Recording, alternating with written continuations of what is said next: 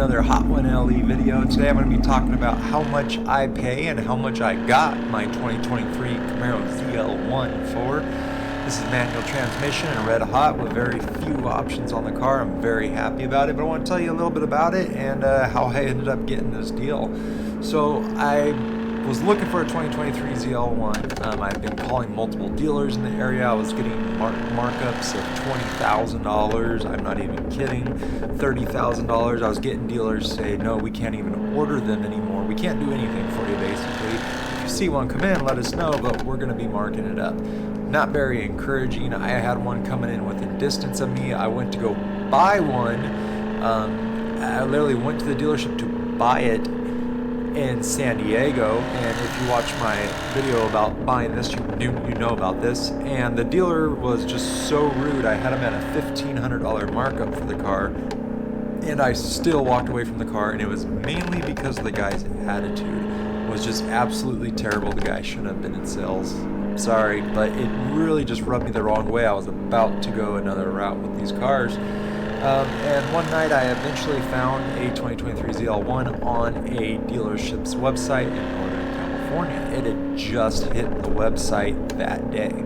So that's how on your game you have to be with trying to get a Camaro here in 2023.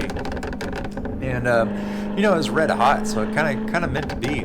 It had it at a good price too, and I felt like that was kind of weird, but I called the dealer and I talked to him, and he said, yeah, that's the price.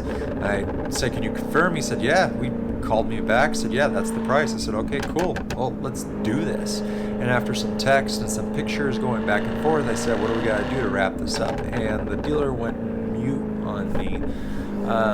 Completely just stopped responding to everything, my calls and everything. So I called the dealership, another roundabout, and basically, long story short, they said no, there's actually a $3,000 markup on it, $3,000 markup. And I said, well, you have it advertised at this price, and you told me it was at this price, and now you're changing the price now that I want to play ball and sign the papers.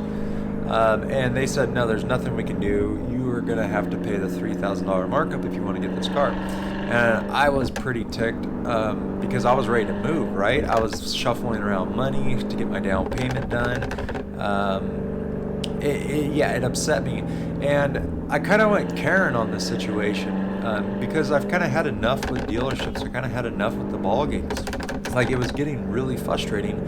And I got on Yelp, dude. I left them a terrible review. I got on the dealer tracking websites. I left them a terrible review. I told people on my Instagram, and they left them bad reviews. I had quite a few people post their Yelp comments and their comments that they left on certain pages for me to degrade their ratings as much as they can. And I didn't mean for them to do that. I didn't ask for anybody to do that. People just were pissed off for me, and I thought that was really cool, so I'm super appreciative of that. But I actually got a call like 2 days later in the morning, and the guy's like, look, we're really sorry about what happened. The original buyer ended up not coming to buy it, so I guess there was already a buyer on it. I don't know. And we want to offer you the deal that you originally saw and kind of make things right. And I said, okay. All right, I could be there tomorrow. So I booked a plane flight, and for the very next morning, I flew out there. They came pick me up at the airport, which is really, really cool. And then we went and got the red ZL1, and yeah, I bought it right there. And you guys seen the video of that. I don't need to go back into that, but I want to tell you how much I paid and how much I'm kind of paying on insurance, how much I'm paying on gas, and that kind of thing. So I'm going to tell you right now, I'm just going to kind of cut to it right now, nice and quick. Gas mileage on these things are just really, really pretty bad, and it is what it is. It doesn't bother me like one bit. I know what I signed up for, getting a supercharged V8 with 650 horsepower. You just don't care about gas mileage. But I will tell you, I average about 11 miles per gallon overall. Now, it can get up to 25, 26 on the highway, like just cruising, and I think that's excellent considering what you're getting, right? But yeah, that's the truth of the matter.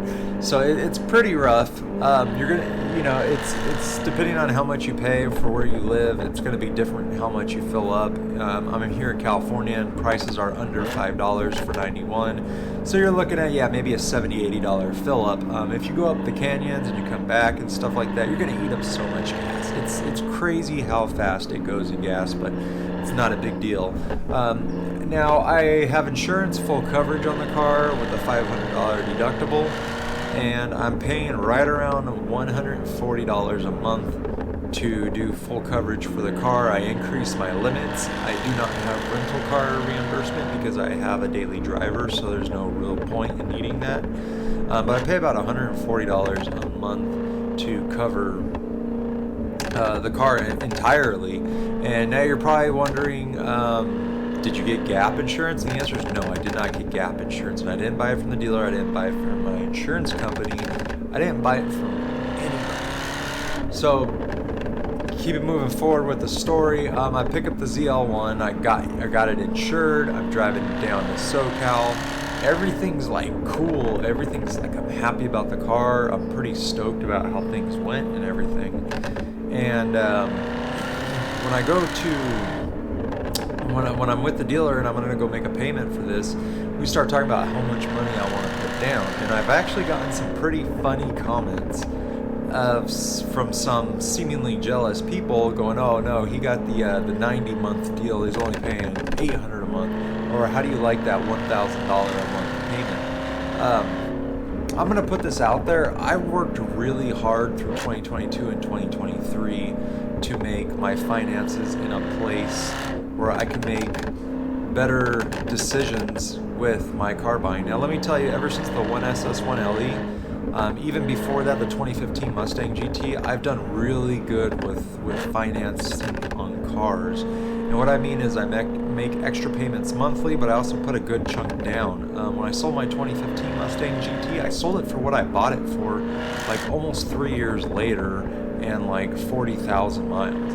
I don't know why that happened. That was way pre-COVID and everything, but it's how the deals went down. When I got my 1SS1 LE, I got that car in 2019 for $40,000. And some people were saying, oh, you could have gotten a better deal. For me, it was a really good deal. I think I only financed 35 or something like that. And I drove that car for about 2 years.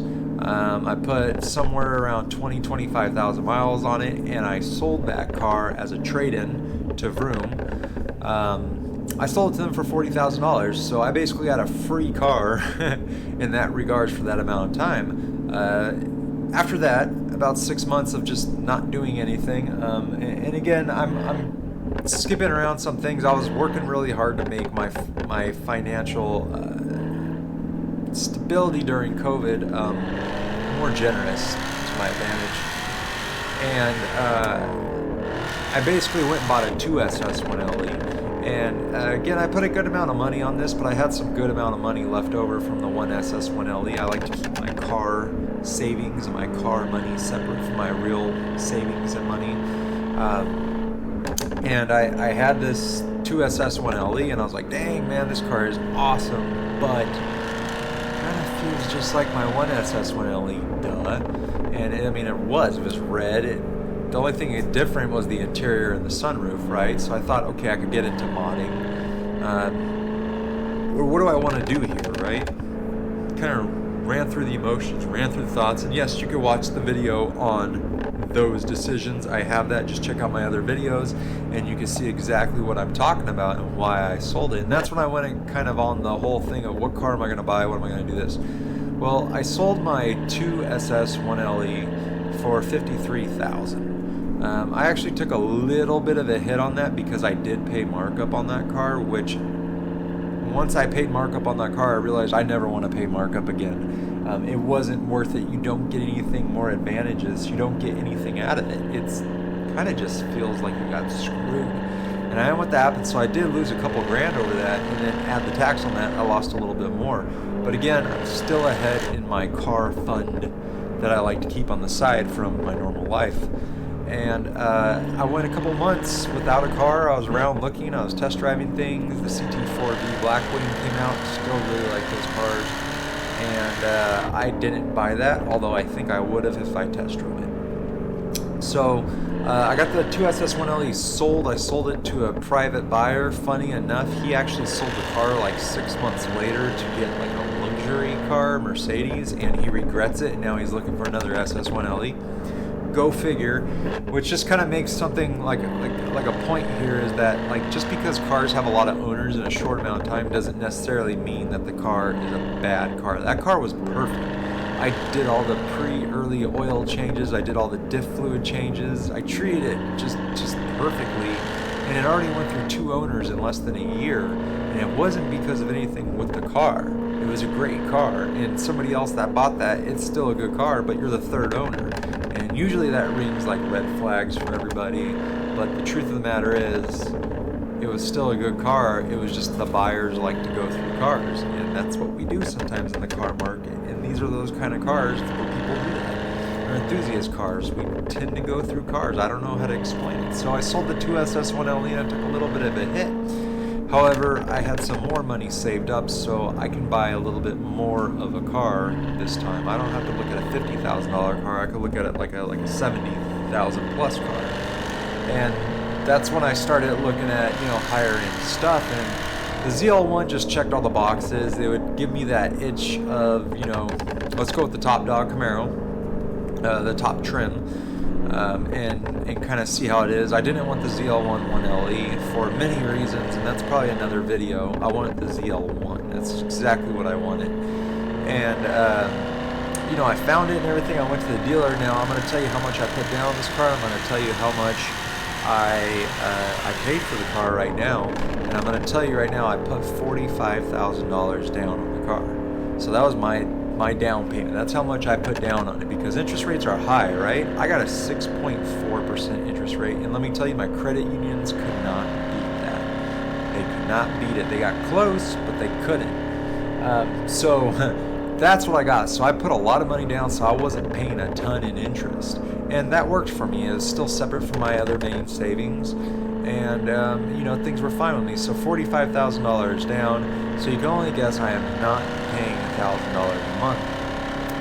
So the MSRP on the car was right around $70,000, and I ended up paying $68,500 for the car. No add-ons after that or any weird things or blending the lines here or there. That's how much I paid for the car, $68,500 for the $70,000 ZL1. Now the price has shot up $6,000 for the 2024. So had I bought this a year later, I would have been paying $6,000 for the same exact car. So that's pretty cool. And my car payment is right around $570. I think it's like $577 now. I make more than the base payment. I actually pay double payments every year, so I pay about $1,000 a month for it voluntarily. But it's only $570 is what I have to pay. So that's how much I got my car for. If you know you've been looking for ZL1s at this time, you know that it's darn near impossible to get them at this pricing. And I've already looked at like, okay, what if I traded it in kind of price, get a price from Vroom and stuff like that. I could trade it in for what I bought it for, and that's a trade-in, so I know I could sell it for more than that. Now, it doesn't mean I'm going to. I always get car itches and stuff like that, but man, the ZL1's like really something special, and I really like it. It's so cool having the supercharged V8 and the recognition and things you get on the street from people. You hear the word ZL1 out of the side of your ear because you hear people talking about it all the time. And I get people that come up to me and say, hey man, this is my dream car, or oh, this is the car I want, but I couldn't, afford it at the time. Or I hear that, my neighbors have talked to me about the car multiple times. It gets just a lot of street cred, and it's a blast to drive, and it's a blast to put on the track. But I just wanted to give you that. Some people are talking crap, oh, I'm making $1,000 payments a month, and the 90-month loans and everything like that. Well, this isn't a Hellcat, guys. This is a ZL1, and I'm a little bit smarter than that. And I was in a little bit better of a situation of that because, I worked for it, and I'm going to continue to work for cars, and, amongst everything else in my life. It's something I'm pretty proud of, but Just want to give you guys that down and tell you, work those dealers down, do what you got to do, get the cars at the right prices. But thank you for watching. Subs, likes, comments are most appreciated. Much love.